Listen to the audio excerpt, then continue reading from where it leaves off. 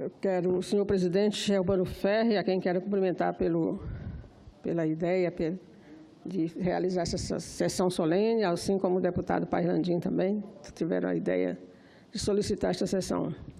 Cumprimentar a nossa querida vice-governadora Margarete Coelho, sempre ligada aos temas das letras também. Cumprimentar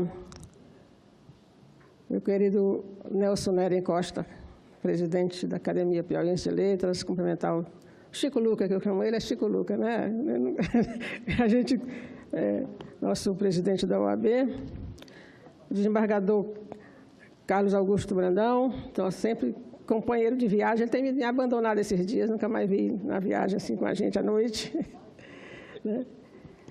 E o senhor Napoleão, e senador, também membro da Academia Piauiense de Letras, e demais convidados aqui presentes, na pessoa do professor Jonatas, né? E da dona Glorinha, que é a mãe do Nelson Neren. Então, mãe, né? Certo. Eu quero começar lembrando que também nós estamos no ano do centenário de Antônio Cândido, né? E com as palavras dele, quero dizer que ele via a literatura como direito universal e o estudo e a criação como atos libertadores. Muito importante a leitura do Antônio Cândido, que faleceu ano passado e esse ano faria 100 anos. Mas, senhores senadores, senadoras, acadêmicos, cidadãs que nos acompanham pelo TV Senado, Rádio Senado, né? Celebrar 100 anos da Academia Piauiense de Letras, né? Significa, o próprio Nelson Neren já disse aqui que é história, muita história para contar. Está começando a contar nos livros, certamente muitos virão. Mas eu quero lembrar que 1917, no ano da fundação da Academia Piauiense de Letras, foi um ano explosivo no mundo inteiro e também no Brasil. E eu fico aqui imaginando o que se passava na cabeça dos acadêmicos, das pessoas, dos intelectuais que não eram acadêmicos, que em 30 de dezembro de um ano tumultuado, em meio a tantos acontecimentos importantes e graves, resolveram dar uma pausa nos preparativos da passagem de ano para criar um grêmio literário e discutir um tema até hoje considerado menos importante por muita gente ainda, né? Em 1917, o planeta vivenciava a sua primeira guerra mundial. A Revolução Russa foi iniciada, o czar foi deposto e um governo provisório liderado por Lenin foi implantado. Trabalhadores e trabalhadoras brasileiros cruzaram os braços e fizeram a primeira greve geral, que durou 30 dias.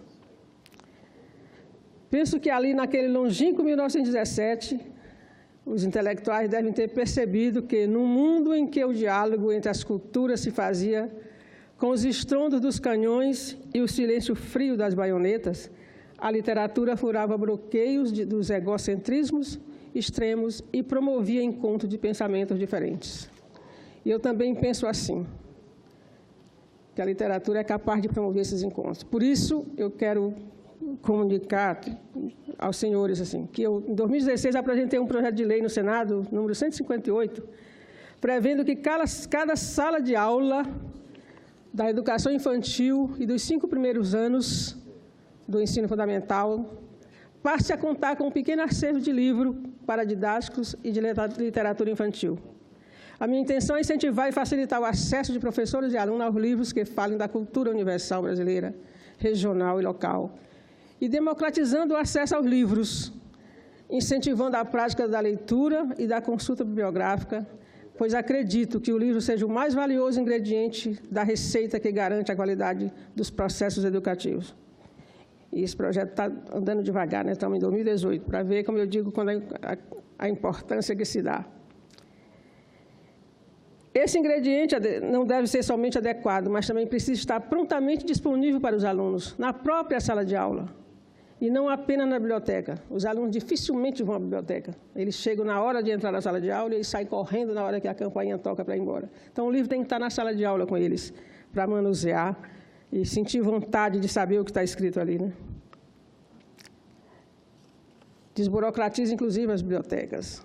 Também, agora em março, apresentei o projeto de lei número 136 para determinar que a literatura de cordel, o repente de mais cantos de improvisos característicos da cultura brasileira, passem a figurar como temas obrigatórios nos currículos de educação básica.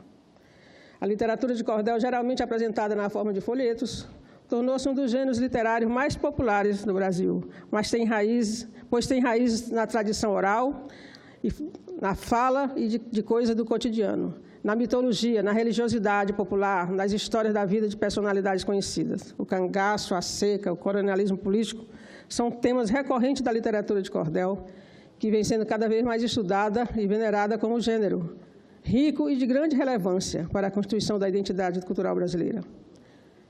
É difícil conhecer um brasileiro que não tenha tido contato com o cordel em algum momento da vida. Mesmo assim, o universo cordelista ainda sofre preconceitos e quase não está presente nas salas de aula. Para mim, estudar o cordel e o repente na escola significa ter contato com o mundo da poesia a partir do cotidiano, como uma carga de significado que dificilmente outra forma literária tem no Brasil, especialmente no nosso Nordeste, onde o cordel é a porta de entrada para o mundo da literatura e pode ser o mote para a criação de hábito de leitura para milhões de brasileiros. Eu, inclusive, faço a pergunta assim, quando nós temos algum cordelista ou repentista numa academia, a gente tem que trabalhar para isso. Esse projeto tem a ver com isso, se tornar mais conhecidos, porque está provado, inclusive com experiências de uma pessoa, inclusive, que vinha no avião hoje, o promotor Chico de Jesus, né, que os meninos aprendem melhor com o cordel. Ele está trabalhando a Lei Maria da Penha nas escolas, mas com o cordel. E ele disse que os meninos aprendem a fazer a rima assim, ele dá o mote e os meninos fazem a rima dentro do conteúdo da Lei Maria da Penha. Então, isso é uma coisa fantástica que a gente tem que incentivar. Todas essas manifestações culturais são recepcionadas nos objetivos da nossa proposição, que visa oferecer no currículo da educação básica o lirismo de forma mais próxima do dia a dia das pessoas. Junto com o aprendizado da poesia, da rima, da expressão oral, a literatura de cordel e o improviso podem ser importantes aliados para o conhecimento da diversidade brasileira, para o exercício da tolerância e para o fortalecimento dos laços que ligam o nosso povo à língua portuguesa e à nossa civilização dos trópicos, como queriam os pioneiros da Academia Piauiense de Letras, já em 1917, assim como os ocupantes atuais. Entendo que quem se dedica a escrever, seja em verso, seja em prosa, quer expressar seus sentimentos mais profundos, seja o sentimento em relação aos outros, seja o sentimento do mundo, e o faz com a verdade da alma. E é com essa verdade que se faz necessário, no Brasil hoje, se recontar a história do Brasil.